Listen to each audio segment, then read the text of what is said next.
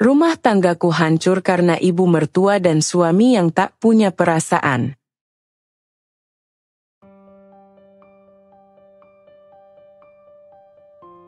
Sebut saja namaku Nadia, saat ini berusia hampir 34 tahun. Cerita yang akan kubagikan adalah tentang kisah nyata hidupku yang penuh penderitaan setelah menikah dengan pria yang kucintai, Mas Ari. Kami menikah 2 tahun setengah yang lalu. Meski kami menghadapi banyak rintangan, termasuk penolakan dari keluarganya dan perbedaan usia yang cukup jauh. Aku 4 tahun lebih tua darinya. Kami tetap melanjutkan hubungan ini. Pernikahan kami yang awalnya manis dan penuh harapan ternyata hanya bertahan sebentar. Hari pernikahan kami adalah hari yang paling membahagiakan dalam hidupku. Aku ingat jelas bagaimana Mas Ari tampak gagah dengan setelan jasnya. Sementara aku mengenakan gaun putih yang membuatku merasa seperti seorang putri. Kami berjanji akan saling mencintai dan mendukung dalam keadaan apapun. Ketika kami melangsungkan akad nikah di depan penghulu disaksikan keluarga dan teman-teman dekat, aku merasakan kebahagiaan yang mendalam. Namun, di balik semua itu, ada kegelisahan yang tak bisa kukatakan. Keluarga Mas Ari tidak begitu menyetujui hubungan kami, terutama ibunya, Mama Nita, yang tampaknya kurang menerima keputusannya untuk menikah denganku. Tahun pertama pernikahan kami berjalan cukup mulus meskipun ada beberapa ketegangan. Kami tinggal bersama di rumah orang tuanya karena situasi finansial yang tidak memungkinkan kami untuk memiliki tempat tinggal sendiri. Aku berusaha keras untuk beradaptasi dengan lingkungan baru dan menjaga hubungan baik dengan Mama Nita. Awalnya, aku pikir semua ini adalah hal yang wajar dalam pernikahan. Adaptasi dengan keluarga baru, mengakomodasi kebutuhan dan keinginan mertua. Namun, seiring berjalannya waktu, aku mulai merasakan adanya ketidakseimbangan dalam hubungan kami. Segalanya mulai berubah ketika pernikahan kami menginjak hampir 1 tahun. Mama Nita mulai menunjukkan sikapnya yang mendominasi. Aku merasa seperti terjebak di tengah pertempuran yang tak pernah kuinginkan. Setiap hari, ada saja yang perlu diatur atau diperbaiki menurut pandangan Mama Nita. Dia selalu ingin terlibat dalam setiap keputusan, dari memilih perabot rumah tangga hingga menentukan kapan Mas Ari harus pulang ke rumahnya. Sifat mendominasi Mama Nita mulai terasa sangat mengganggu. Suamiku, Mas Ari, adalah seorang karyawan tidak tetap di sebuah kantor swasta, dengan gaji yang tidak menentu. Kadang dia mendapat gaji per 3 bulan sekali, dan jumlahnya sangat bervariasi, kadang 1 juta, kadang 2 juta. Ini menambah beban finansial kami, dan membuatku semakin merasa tertekan dengan campur tangan Mama Nita yang seolah menambah masalah kami. Di awal pernikahan, aku berusaha memaklumi dan menerima segala situasi.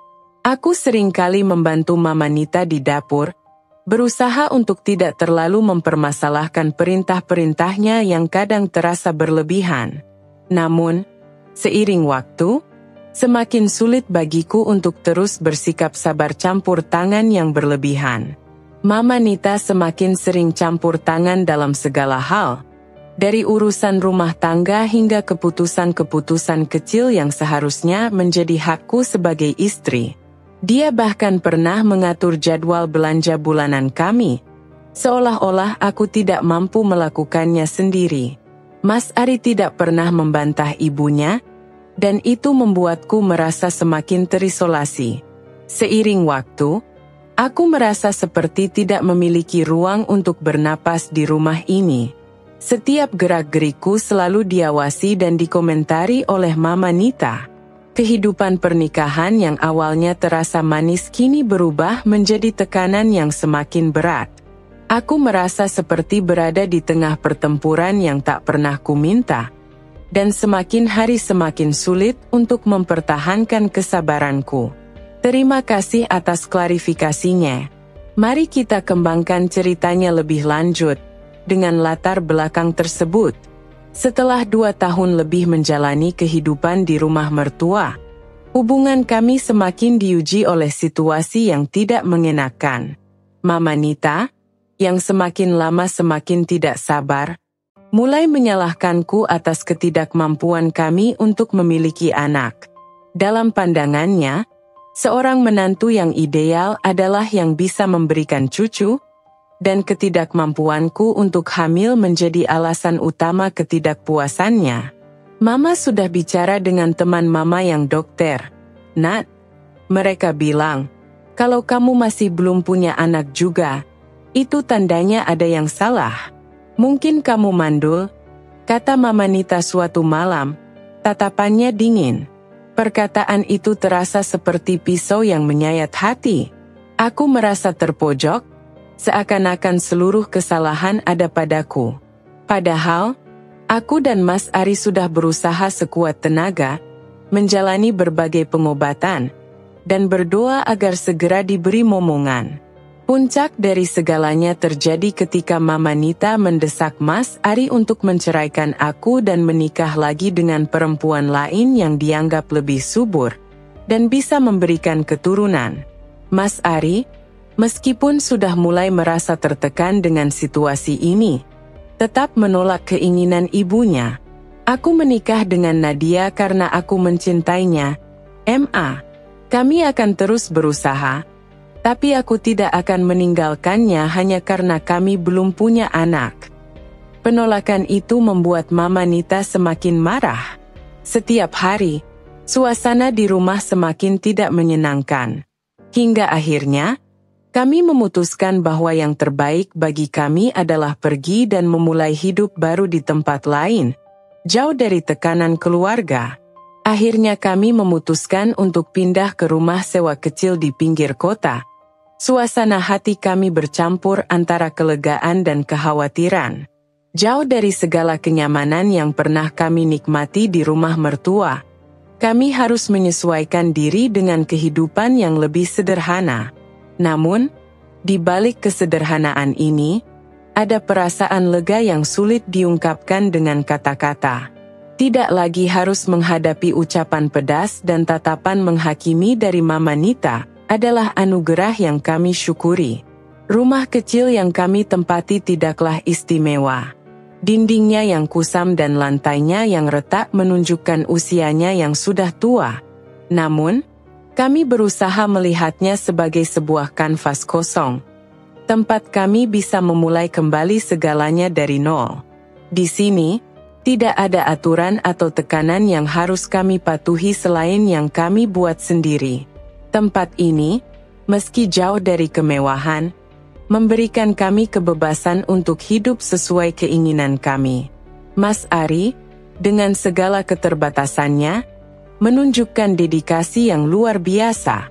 Di tengah tekanan dan tanggung jawab yang semakin besar, dia tidak pernah menyerah. Setiap hari, dia bangun lebih awal, berangkat kerja dengan semangat baru, dan pulang larut malam dengan tubuh yang lelah namun hati yang puas. Usahanya tidak sia-sia. Setelah berbulan-bulan bekerja keras, dia akhirnya mendapatkan pekerjaan yang lebih baik di sebuah perusahaan swasta. Gaji yang lebih stabil dari pekerjaan barunya memberikan kami sedikit ruang bernapas. Meski kami masih harus menyewa rumah, setidaknya kami berhasil membeli sebuah mobil bekas, sebuah pencapaian yang kami banggakan. Hari-hari kami mulai dipenuhi dengan harapan dan mimpi-mimpi baru. Kami merencanakan masa depan dengan antusias, membayangkan kehidupan yang lebih baik dan lebih bahagia di depan mata. Namun, di balik kebahagiaan ini, ada bayangan gelap yang terus menghantui pikiran kami.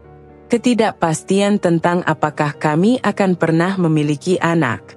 Setiap kali melihat pasangan lain yang berbahagia dengan anak-anak mereka, ada perasaan kosong yang sulit dijelaskan.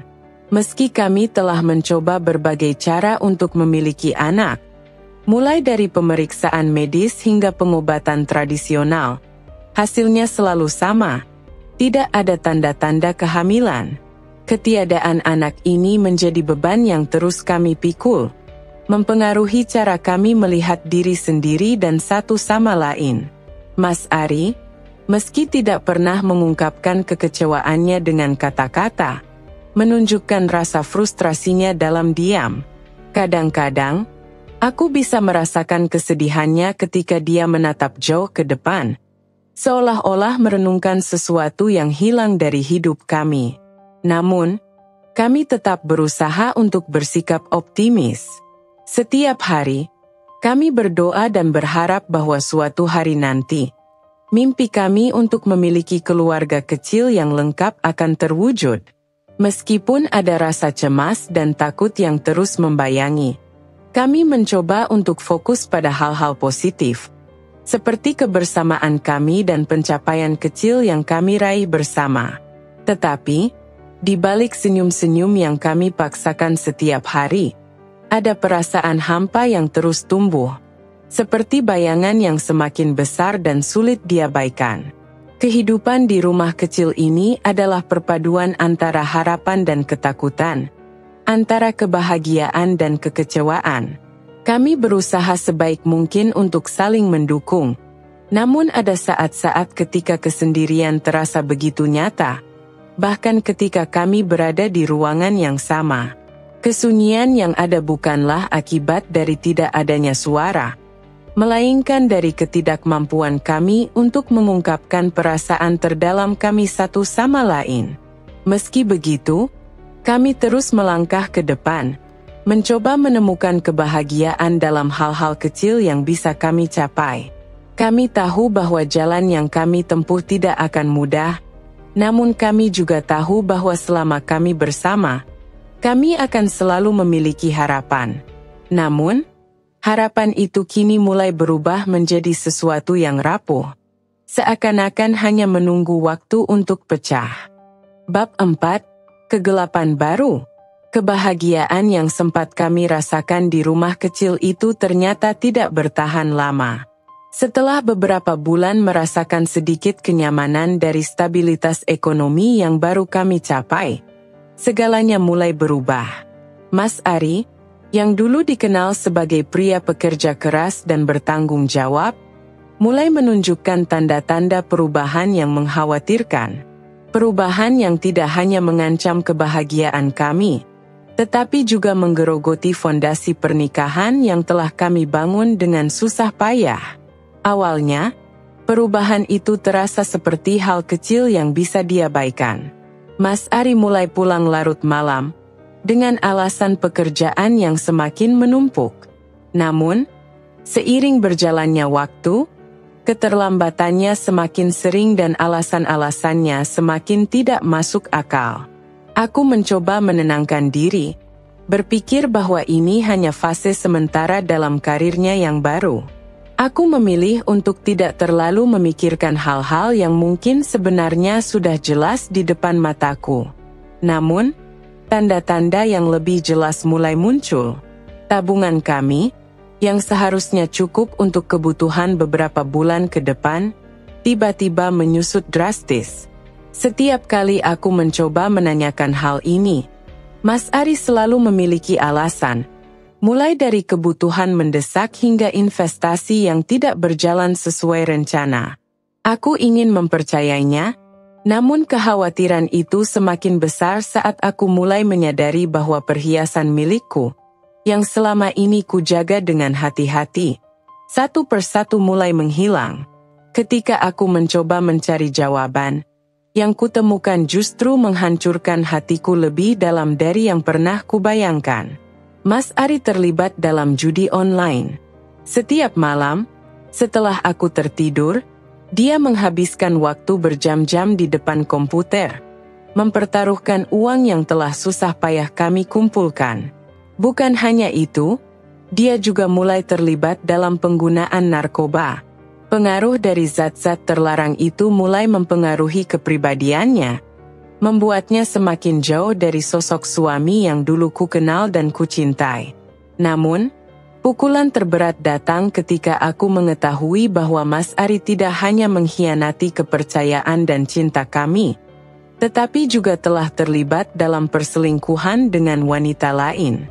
Wanita yang tidak hanya merusak pernikahan kami, tetapi juga menghancurkan sisa-sisa kepercayaan yang masih kupunya terhadap suamiku. Penemuan ini menghantamku seperti badai yang tidak terduga, membuatku merasa seperti seluruh duniamu runtuh dalam sekejap.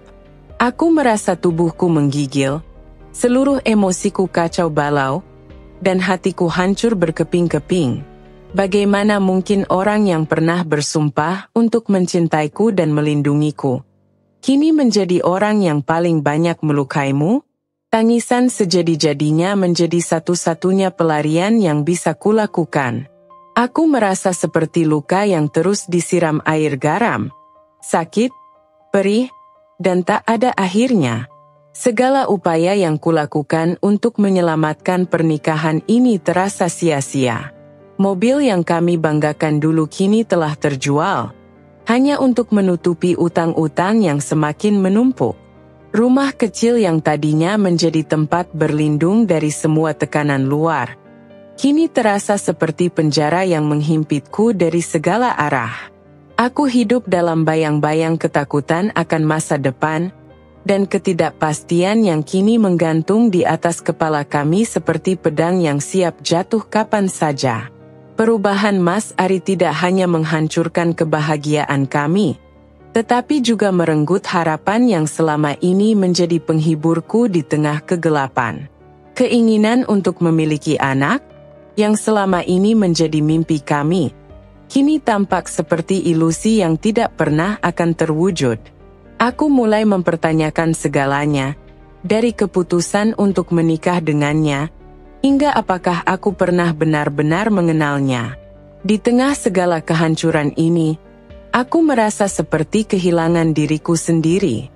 Cinta yang dulu terasa kuat dan tak tergoyahkan kini berubah menjadi rasa sakit yang terus menggerogoti hatiku setiap hari. Setiap senyum yang pernah kuperlihatkan kini terasa seperti beban. Dan setiap kenangan manis yang dulu kubanggakan kini menjadi bayang-bayang yang terus menghantuiku. Malam-malam terasa semakin panjang dan sunyi. Di tengah kesunyian itu, aku sering bertanya-tanya bagaimana bisa semua ini terjadi. Apa yang telah kulakukan hingga pantas menerima semua ini? Namun, tidak ada jawaban yang datang. Hanya rasa sakit yang terus-menerus mengingatkanku bahwa kebahagiaan yang pernah kurasakan kini telah hilang, digantikan oleh kegelapan yang seolah tidak akan pernah berakhir. Kehidupan yang pernah kami impikan bersama, kini terasa seperti mimpi buruk yang tak kunjung usai. Satu persatu, semua yang pernah kami miliki mulai hilang, baik materi maupun emosi.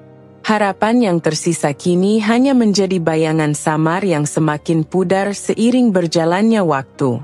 Dan di tengah kegelapan baru ini, aku berdiri sendiri, mencoba mencari jalan keluar dari labirin penderitaan yang sepertinya tidak memiliki akhir. Bab 5, Terbongkarnya Rahasia. Saat aku mencoba untuk memaafkan dan bertahan dalam keadaan terpuruk ini, rasa sakitku semakin dalam. Suamiku terus-menerus menyembunyikan kebiasaan buruknya, dan semua temannya serta adik kandungnya menutup mata terhadap perselingkuhan ini. Aku berusaha bersabar, mencintai suamiku meskipun bayangan perselingkuhan itu selalu menghantui pikiranku. Bab 6. Bayi dalam kandungan. Kehidupan yang kujalani telah berubah menjadi serangkaian ujian yang seakan tiada habisnya. Setelah bertahun-tahun menginginkan kehadiran seorang anak dalam rumah tangga kami, takdir justru mempermainkan keinginan tersebut dengan cara yang paling menyakitkan. Di tengah segala kesulitan yang kami hadapi, dari keterpurukan finansial hingga pengkhianatan yang membekas dalam hatiku, sebuah kenyataan pahit datang menghampiriku. Wanita yang diselingkuhi suamiku, Karin, mengandung seorang bayi. Berita ini menghantamku seperti palu besar yang menghancurkan sisa-sisa kekuatan yang masih kumiliki. Rasanya seperti takdir sedang mempermainkan seluruh hidupku, memaksaku untuk menghadapi penderitaan yang lebih dalam lagi. Meski demikian, kenyataan ini tidak bisa kuhindari, dan aku harus menerima bahwa ada seorang bayi yang tumbuh di dalam rahim Karin. Meskipun aku tahu bahwa bayi itu bukanlah darah daging dari suamiku. Dengan perasaan campur aduk antara benci, marah, dan kasih sayang yang tak terduga, aku memutuskan untuk mengambil langkah yang mungkin tidak akan dipilih oleh banyak orang dalam posisiku. Aku memutuskan untuk merawat bayi tersebut. Keputusan ini bukanlah hal yang mudah. Setiap kali aku memikirkannya, hatiku terasa seperti diperas, dan air mataku seringkali mengalir tanpa bisa kuhentikan. Tetapi, di balik segala penderitaan ini, aku merasakan sebuah dorongan kuat yang memberitahuku bahwa bayi ini tidak bersalah, dan dia berhak untuk mendapatkan kasih sayang dan perhatian, meskipun situasinya penuh dengan komplikasi. Keputusan ini juga datang dengan tanggung jawab besar. Aku harus memastikan bahwa Karin, yang kini mengandung bayi tersebut, mendapatkan perawatan yang layak. Meskipun hatiku masih terluka karena pengkhianatan yang dilakukan oleh suamiku bersama Karin, aku tahu bahwa aku tidak bisa membiarkan kebencian menguasai tindakanku. Aku mulai mengurus segala kebutuhan Karin, mulai dari biaya hidup sehari-harinya hingga keperluan medis yang diperlukan untuk memastikan kehamilannya berjalan lancar. Setiap kunjungan ke dokter kandungan, setiap belanja kebutuhan kehamilan, menjadi pengalaman yang mengguncang batinku. Aku harus menyaksikan langsung perkembangan bayi yang seharusnya mungkin menjadi milikku dan suamiku, tetapi justru hadir dari hubungan terlarang yang melukai perasaanku. Namun, meskipun setiap langkah terasa seperti menambah luka di hatiku, aku tetap bertahan. Aku merawat Karin dengan perhatian penuh, berusaha memastikan bahwa bayi yang dikandungnya mendapatkan segala yang dia butuhkan untuk tumbuh sehat. Hari-hari semakin panjang, dan bulan-bulan pun berganti. Rasa sakit yang kurasakan tidak pernah benar-benar hilang, tetapi aku mulai belajar untuk mengendalikannya. Aku mengalihkan fokusku pada bayi yang akan lahir, berusaha melihatnya sebagai sebuah anugerah meski datang dalam keadaan yang sangat tidak ideal. Aku juga menyadari bahwa ini adalah ujian besar dalam hidupku. Ujian yang akan menentukan siapa diriku sebagai seorang manusia dan bagaimana aku memilih untuk merespons ketidakadilan yang menimpaku. Saat Karin akhirnya melahirkan, perasaanku bercampur aduk. Di satu sisi, ada kelegaan bahwa bayi itu lahir dengan selamat. Namun di sisi lain, hatiku terasa kosong, seolah-olah setiap harapan yang pernah kumiliki telah diambil dariku. Aku tetap berada di sisinya selama proses persalinan, memastikan bahwa segala sesuatu berjalan dengan baik. Ketika tangisan pertama bayi itu terdengar di ruang bersalin, hatiku terhimpit antara rasa sakit dan harapan.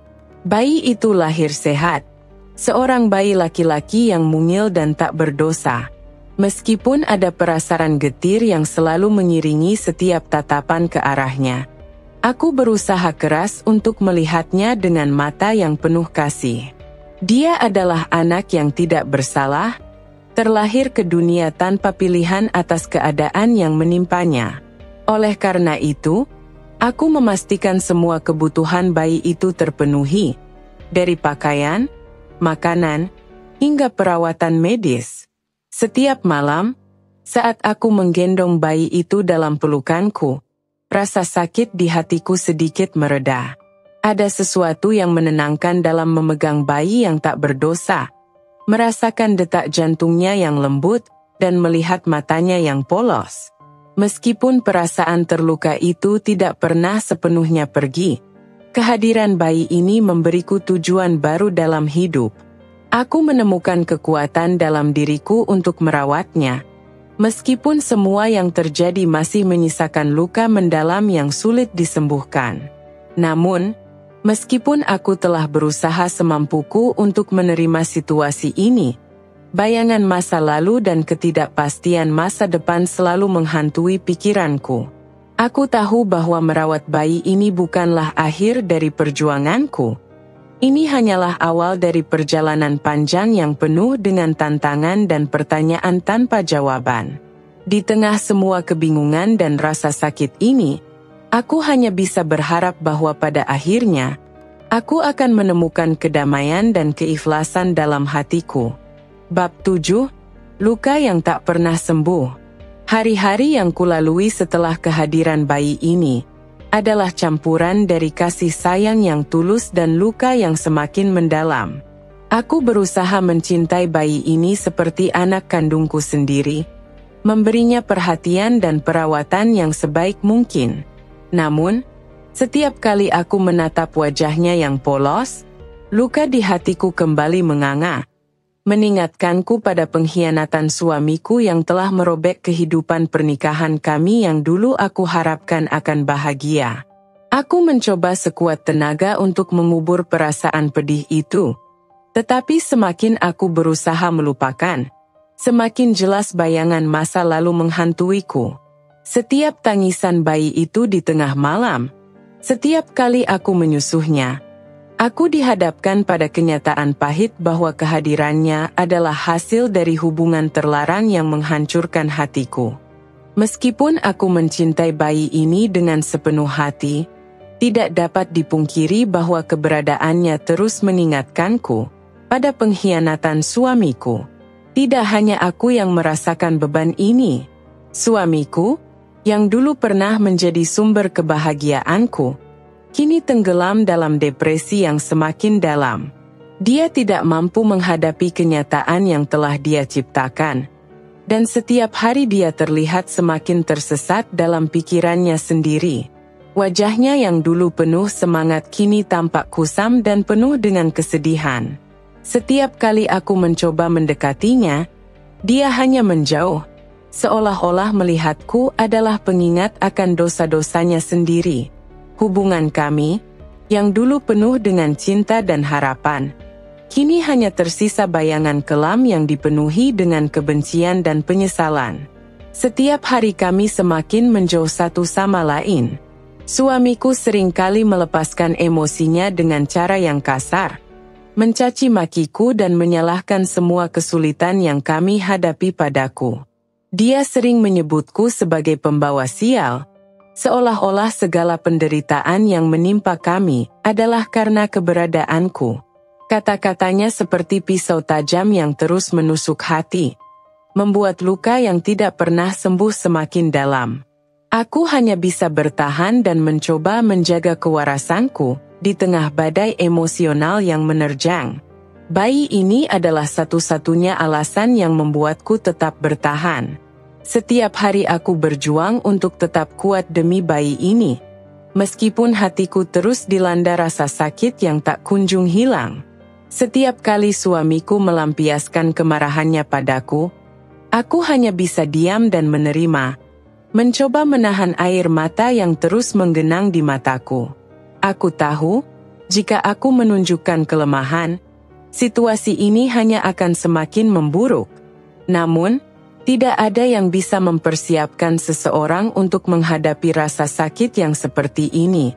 Dikhianati oleh orang yang paling dicintai, diperlakukan seperti beban, dan terus-menerus dihadapkan pada kenyataan pahit yang seolah-olah tidak ada akhirnya. Setiap malam, saat aku terjaga di tengah keheningan, aku merasa terkurung dalam lingkaran penderitaan yang tidak ada habisnya. Aku ingin melarikan diri, mencari kebebasan dari semua ini, tetapi aku tahu bahwa tanggung jawabku sebagai seorang ibu, meskipun bukan ibu kandung, meningkatku pada situasi ini. Hari-hari berlalu dengan berat, dan aku terus mencoba menemukan kekuatan dalam diriku untuk bertahan. Namun, rasa sakit itu tetap ada, bersemayam di dalam hatiku seperti luka yang tak pernah bisa sembuh. Aku merasa hampa, seolah-olah seluruh jiwaku telah terkuras oleh penderitaan ini. Meskipun aku mencoba untuk tetap tegar di hadapan orang lain, di dalam diriku ada bagian yang terus-menerus menangis, merindukan kehidupan yang lebih baik, kehidupan yang tidak pernah aku dapatkan. Bayi ini adalah sumber kekuatanku, tetapi juga pengingat abadi akan pengkhianatan dan penderitaan yang aku alami. Setiap kali aku melihat senyumannya yang polos, ada sebersit harapan yang tumbuh. Tetapi harapan itu dengan cepat pudar saat aku diingatkan oleh realitas yang kejam. Suamiku, yang dulu adalah sandaranku, kini berubah menjadi orang yang tidak pernah aku kenal sebelumnya. Orang yang penuh dengan kebencian dan penyesalan, dan tidak bisa menerima konsekuensi dari tindakannya sendiri. Aku terjebak dalam lingkaran kesakitan yang tampaknya tidak akan pernah berakhir. Luka di hatiku mungkin tidak akan pernah benar-benar sembuh, tetapi aku harus terus maju. Untuk bayi ini, untuk diriku sendiri. Meskipun itu berarti aku harus menanggung penderitaan ini sendirian. Di tengah kegelapan yang menyelimuti hidupku, aku hanya bisa berharap bahwa suatu hari nanti, aku akan menemukan cahaya yang akan membimbingku keluar dari keterpurukan ini. Setelah bertahun-tahun menjalani kehidupan yang penuh dengan penderitaan dan kesedihan, aku akhirnya menyadari bahwa ada satu keputusan yang harus diambil untuk mengakhiri semua ini. Keputusan untuk meninggalkan Mas Ari dan memulai hidup baru. Luka di hatiku sudah terlalu dalam, dan meskipun aku telah mencoba bertahan demi cinta yang pernah ada, aku tahu bahwa cinta itu telah berubah menjadi sesuatu yang menghancurkan, bukan membangun. Suatu pagi yang tenang, setelah malam-malam panjang yang penuh renungan dan air mata, aku memberanikan diri untuk menghadapinya. Dengan suara yang tenang namun tegas, aku menyampaikan keinginanku untuk bercerai. Mas Ari tidak terkejut, dia mungkin sudah melihat ini datang. Tanpa banyak perlawanan, dia menerima keputusan itu. Mungkin, dalam hati kecilnya, dia juga sadar bahwa pernikahan kami sudah lama hancur, dan melanjutkannya hanya akan memperpanjang penderitaan kami berdua. Proses perceraian berjalan dengan cepat, dan tanpa banyak drama, aku dan Mas Ari resmi berpisah. Aku mengambil keputusan untuk menjaga bayi yang kini telah menjadi bagian dari hidupku. Meskipun tidak ada ikatan darah di antara kami, aku merasa bertanggung jawab untuk membesarkan anak ini, yang tidak pernah meminta dilahirkan dalam situasi yang begitu rumit. Bagiku, dia adalah amanah, hadiah yang diberikan Tuhan untuk memberiku tujuan baru dalam hidup. Aku dan anakku pindah ke kota yang berbeda, jauh dari bayang-bayang masa lalu yang kelam. Di tempat baru ini, aku mulai membangun kehidupan yang sederhana namun damai.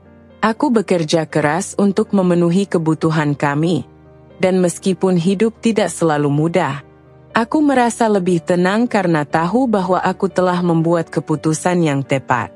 Anak ini, meskipun tidak pernah aku rencanakan, telah menjadi cahaya dalam hidupku, memberikan arti baru bagi setiap hariku. Aku merawatnya dengan penuh kasih sayang, memastikan bahwa dia mendapatkan semua yang dia butuhkan, baik secara fisik maupun emosional. Melihatnya tumbuh dengan bahagia dan sehat adalah kebahagiaan tersendiri bagiku. Setiap kali dia tersenyum atau memanggilku, Ibu, aku merasa bahwa semua penderitaan yang aku lalui telah terbayar. Aku tidak lagi melihatnya sebagai pengingat pengkhianatan, tetapi sebagai hadiah yang memberiku kekuatan untuk melanjutkan hidup. Hari-hari yang kujalani sekarang penuh dengan harapan baru. Aku telah melepaskan masa lalu yang menyakitkan, dan meskipun luka di hatiku tidak sepenuhnya sembuh, aku telah belajar untuk menerimanya sebagai bagian dari perjalanan hidupku. Aku tahu bahwa hidup tidak selalu adil. Tetapi aku juga tahu bahwa aku memiliki kekuatan untuk menciptakan kebahagiaan dalam kehidupanku sendiri. Dengan anak ini di sisiku, aku merasa lengkap. Kami adalah keluarga kecil yang mungkin tidak sempurna di mata orang lain. Tetapi bagiku, inilah keluarga yang aku butuhkan. Aku akan terus membesarkannya dengan cinta dan perhatian, memastikan bahwa dia tumbuh menjadi seseorang yang kuat dan penuh kasih, meskipun latar belakangnya tidak ideal. Akhirnya, aku menemukan kedamaian. Mungkin hidupku tidak berjalan seperti yang dulu aku bayangkan, tetapi aku bersyukur karena dari semua kesulitan yang aku hadapi, aku belajar untuk mencintai diri sendiri dan orang lain dengan cara yang lebih mendalam. Aku tidak tahu apa yang akan datang di masa depan, tetapi aku siap menghadapinya dengan hati yang lebih kuat dan jiwa yang lebih tenang. Aku dan anak ini akan berjalan bersama, menatap masa depan yang penuh dengan harapan dan kemungkinan baru.